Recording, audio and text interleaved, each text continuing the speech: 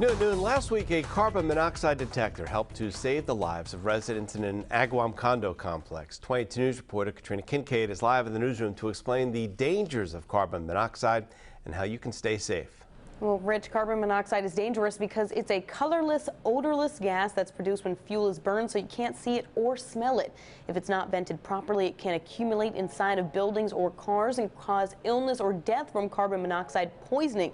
Even though you can't see or smell it, a carbon monoxide detector can detect the gas. That was the case in Agawam last week when 7 condos were evacuated by the fire department after a resident's carbon monoxide alarm went off due to high levels of CO in the building. The cause was a malfunctioning gas water heater. If your carbon monoxide detector is going off, call 911 immediately like that resident did. Fire department arrived to find very high levels of carbon monoxide in the basement of that level, as well as several apartments in the building. So if not for the presence of the carbon monoxide detector, those people would have been exposed to potentially fatal levels of carbon monoxide as they were sleeping.